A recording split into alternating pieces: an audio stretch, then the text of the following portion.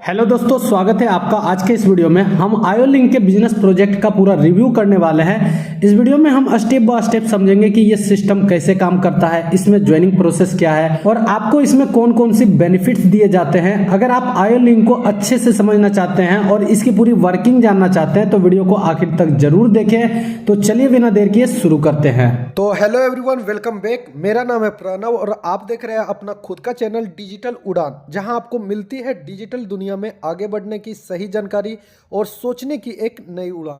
तो दोस्तों, सबसे पहले बात करते हैं आयोलिंक के फर्स्ट पेज की। यहाँ कंपनी खुद को एक डिसेंट्रलाइज्ड फाइनेंशियल इकोसिस्टम के रूप में प्रेजेंट कर रही है, जहां public blockchain, trading, finance, wallet और सोशल नेटवर्किंग को एक साथ जोड़ने की बात कही गई है। यानी कंपनी का फोकस एक कंप्लीट इंटीग्रेटेड इकोसिस्टम बिल्ड करने पर दिखाया गया है। दोस्तों, बात करते हैं अगले पेज की। यहाँ कंपनी अपने इकोसिस्टम के कोर स्ट्रक्चर को एक्सप्लेन कर रही है, जहां वॉलेट, ट्रेडिंग, फाइनेंस, सोशल और पब्लिक चेन, इन 5 मॉडल्स को आपस में कनेक्टेड बताया गया है। साथ ही कंपनी यह भी क्लेम कर रही है कि उनका system high performance public blockchain foundation पर बिल्ड किया गया है। तो बात करते हैं अगले पेज की। यहाँ मार्केट का एक बहुत इंपॉर्टेंट बदलाव दिखाया गया है। पहले ज्यादातर लोग सेंट्रलाइज एक्सचेंज पर डिपेंड करते थे, लेकिन अब मार्केट धीरे धीरे डिसेंट्रलाइज सिस्टम की तरफ बढ़ रहा है। इसका सबसे बड़ा कारण है सिक्योरिटी और ट्रांसपेरेंसी। आप यहाँ देख सकते हैं कि लगभग 75% मार्केट सेंट्रलाइज एक्सचेंज के पास है, जबकि 25% मार्केट डिसेंट्रलाइज एक्सचेंज का है। यानी आने वाले समय में डिसेंट्रलाइज सिस्टम का फ्यूचर काफी स्ट्रॉन्ग है और आयोलिंक खुद को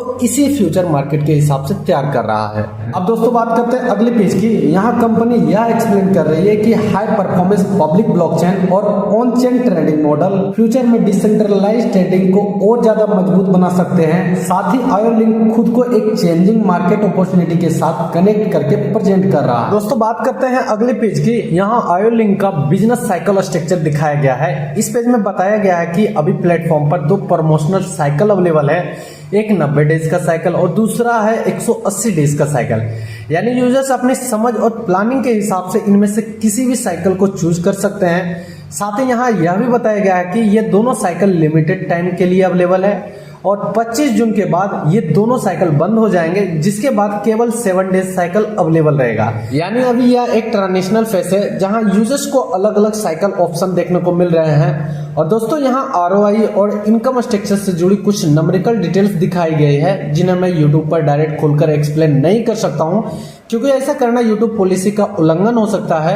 अगर आपको इसके बारे में अधिक जानकारी चाहिए तो वीडियो को पॉज करके इस पेज को पढ़ सकते हैं, या फिर वीडियो के डिस्क्रिप्शन में जाइए, वहां लीडर्स का डिटेल्स मिल जाएगा, जिससे आप और भी अधिक जानकारी ले सकते हैं। तो दोस्तों, बात करते हैं अगले पेज की। यहाँ पर कंपनी ने लेवल इनकम स्ट्रक्चर दिखाया है। इसमें अलग अलग लेवल्स दिए गए हैं, जैसे V1, V2, V3, V4 और आगे के रैंक्स यहाँ पे आप लोग पढ़ सकते हैं। यानी जैसे जैसे कोई यूजर्स अपना रैंक अचीवमेंट कंप्लीट करता है, वैसे वैसे उसे अलग अलग लेवल्स पर बेनिफिट्स और परसेंटेज रिवॉर्ड दिए जाते हैं। यहाँ चार्ट में पूरा स्ट्रक्चर मेंशन है, जैसे V1 अचीवमेंट पर कितना परसेंटेज, फिर V2, V3 और आगे क्या बेनिफिट्स है, यह सब डिटेल्स में दिया गया है। आप लोग वीडियो को पॉज करके आराम से पढ़ सकते हैं। लेकिन दोस्तों, ऐसे इनकम परसेंटेज और अर्निंग रिलेटेड डिटेल्स को मैं यूट्यूब पर डीपली एक्सप्लेन या प्रमोट नहीं कर सकता हूँ, क्योंकि इससे यूट्यूब पॉलिसी का उल्लंघन हो सकता है। अगर आपको इसके बारे में अधिक इन्फॉर्मेशन चाहिए तो वीडियो के डिस्क्रिप्शन में जाइए, लीडर्स का डिटेल्स मिल जाएगी, उससे आप और भी अधिक इन्फॉर्मेशन ले पाएंगे। तो बात करें अगले पेज की। यहाँ आयोलिंक के टीम सिस्टम के कोर रूल्स समझाए गए हैं। इस पेज में बताया गया है कि लेवल अचीवमेंट करने के लिए आपको बैलेंस टीम बनानी होती है।